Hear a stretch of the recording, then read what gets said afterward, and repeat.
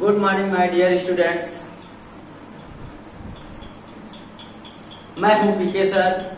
आपके अपने YouTube channel SRP Sadguru academy में स्वागत है। आज का टॉपिक है use of this and that. This का अर्थ होता है यह और दैट का अर्थ होता है वह। और use of this and that का पार्ट ए लेकर के आए हैं आप लोगों के सामने, जिसमें पार्ट ए है अफर्मेटिव सेंटेंस साधारण वाक्य। और अफर्मेटिव सेंटेंस साधारण वाक्य का पहला रूल नंबर है दिस का प्रयोग पास या नजदीक की एक वस्तु के लिए प्रयोग किया जाता है। और रूल नंबर 2 दैट का प्रयोग दूर की एक वस्तु के लिए प्रयोग किया जाता है। और शॉर्टकट रूल है सब्जेक्ट प्लस सहायक क्रिया कह लो चाहे हेल्पिंग वर्ब कह लो, इज या and plus other word plus object. एक बात यहां ये समझेंगे, ए हमेशा कॉन्सोनेंट के साथ प्रयोग होगा और एन हमेशा वॉबल के साथ प्रयोग होगा। ठीक है? Yes sir. जिसमें एग्जांपल लिया जाए, जैसे यह एक कलम है, तो यहां देखो एक आया, क्या आया? एक से हम पता कर लेंगे कि ए या एन लगेगा।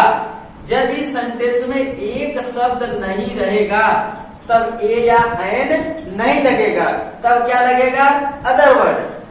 यदि वाक्य में एक मिला तो अदर वर्ड नहीं लगेगा, लगेगा ए या एन। और ए या एन में भी कंडीशन है। कंडीशन क्या है? यदि वावेल है तो एन और कॉन्सोनेंट है तो ए। तो हम बनाते हैं सेंटेंस को, दिस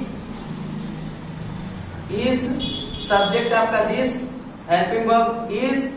अब देखो ये एन आ गया। यहां देखेंगे कि इस सेंटेंस का जो आपका ऑब्जेक्ट है ये किस शब्द से शुरू होता है?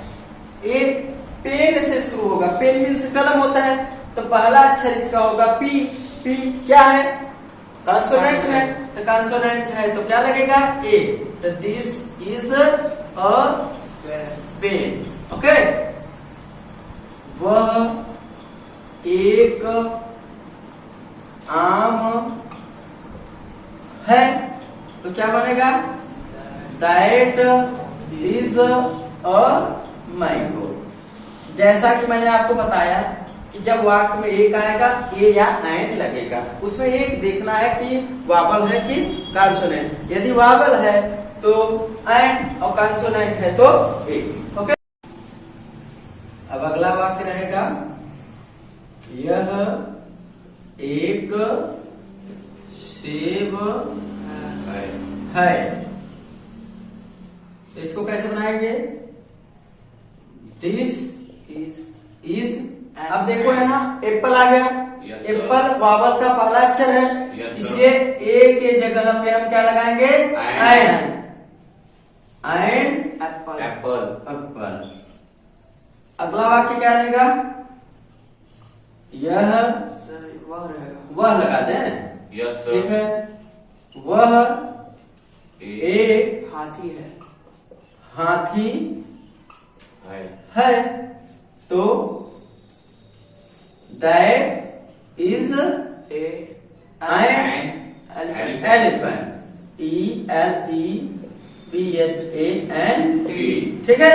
Yes sir. तो देखो कॉन्सोनेंट से वाक्य हो गया एक दो, और वावल से एक दो। अब हम अदर वर्ड से बनाएंगे। किससे बनाएंगे? अदर वर्ड से। अदर वर्ड से जैसे यह मेरा स्कूल है, तो यहां यह है यह के साथ हम क्या लगाएंगे? दिस। सहायक क्रिया इज। अब देखो एक नहीं है वाक्य में, जब वाक्य में एक न रहे तुरंत समझ जाओ कि यहाँ अदर वर्ड है। अदर वर्ड है। अदर वर्ड होता क्या है? मेरा मेरी, तेरा तेरी, उसका उसकी, हमारा हमारी, दाऊ दाई, ये सब सारे चीज क्या होते हैं? आपका अदर वर्ड होता है। यहाँ मेरा आ गया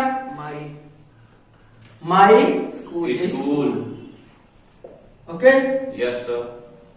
वह तुम्हारा घर है। घर में देखिए दो कंडीशन आती है। एक, अपने घर के लिए हम होम लगाते हैं, और दूसरे के घर के लिए हम लगाते हैं हाउस। ये तुम्हारा घर है, इसलिए यहाँ क्या लगेगा? हाउस लगेगा। तो that is your house. Okay, yes sir. तो यहाँ तक आपका सेंटेंस कंप्लीट हो गया है। और फिर अगला वीडियो हम अगले पार्ट में देंगे। यदि आपको किसी प्रकार की कमी नजर आई हो या किसी प्रकार का समस्या हुई हो तो कमेंट बॉक्स में बताइएगा, हम आपको उसका जवाब तत्काल देंगे।